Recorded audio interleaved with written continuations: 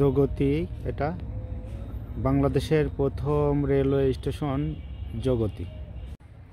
আসসালামু আলাইকুম। আমি এখন চলে আসছি, কিন্তু এটা কুষ্টিয়া জগতি, বাংলাদেশের প্রথম রেল স্টেশন। আমার পিছেই কিন্তু সেই জগতি রেল স্টেশনটা।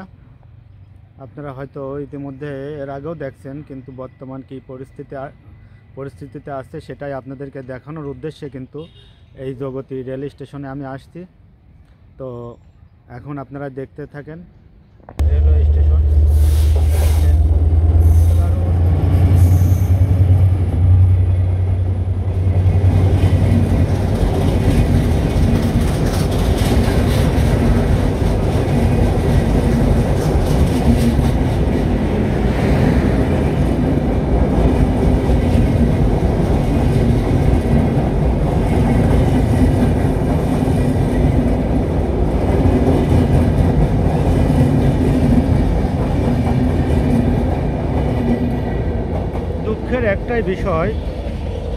দুঃখের একটাই বিষয়, সেটা বাংলাদেশের প্রথম রেলওয়ে স্টেশন সেই জগতি কিন্তু ট্রেনটা থামলো না।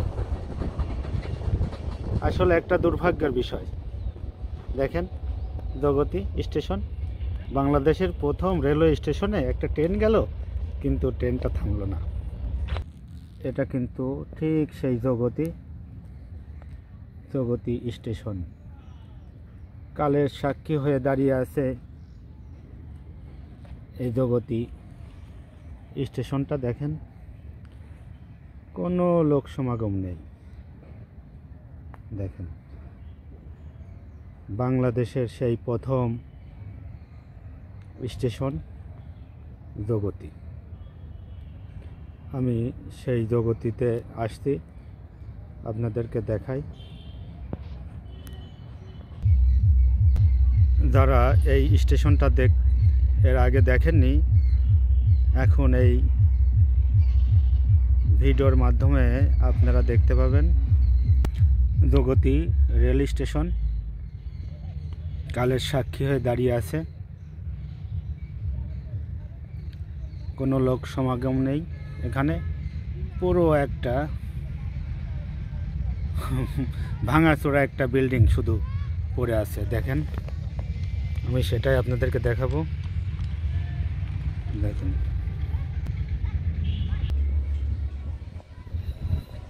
এখন সেই স্টেশনটার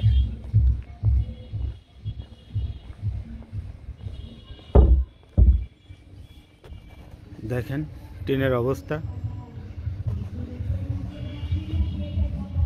তালা দেওয়া। এদিকে একটু দেখাই।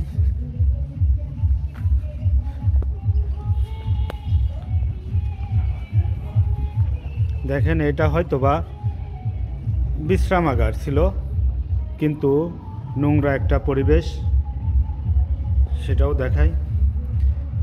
এটা হয়তো বা যাত্রীরা এসে এখানে বসতো। দেখেন, এই বোর্ডে হয়তো বা সময়সূচিও লেখা থাকতো একটা টাইমে, কিন্তু সেই সময়সূচি আর নেই। দেখেন,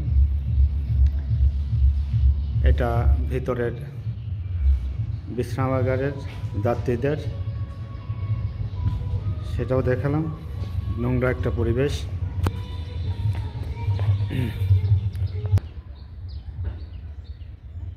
জগতি স্টেশন।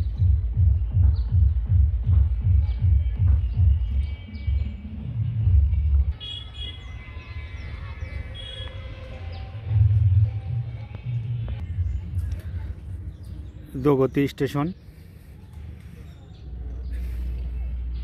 বাংলাদেশের প্রথম স্টেশন এটা। এখানে এই যে ছোট ছোট বাচ্চারা আখ খেতে খেতে স্টেশনের সামনে দিয়ে চলে যাচ্ছে।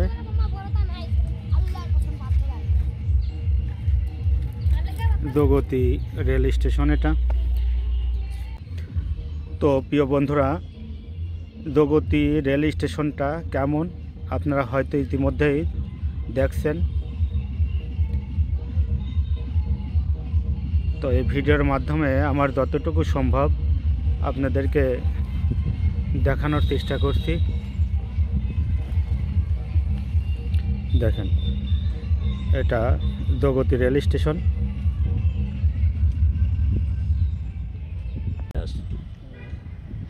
শাটেল কি থামে? হ্যাঁ, শাটেল থামে, নিয়মিতভাবে থামে।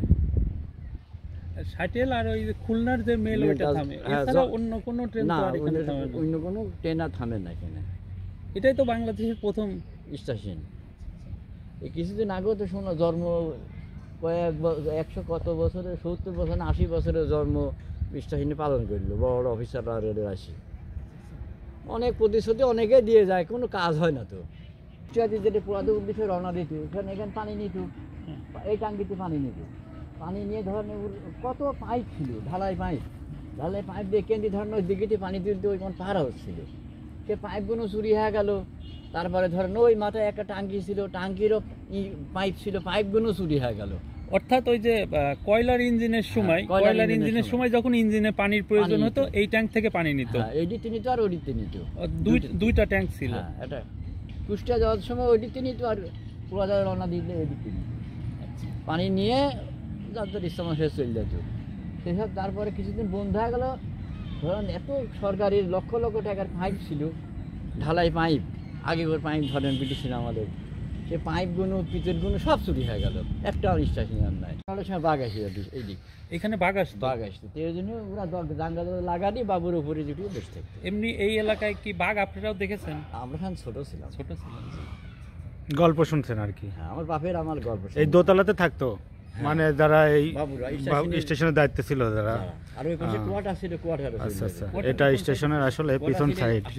এই রাস্তার পাশে গেলে দেখা যায় পিছন সাইড, এটা স্টেশনের আসলে, এটা স্টেশনের ঠিক পিছন সাইড।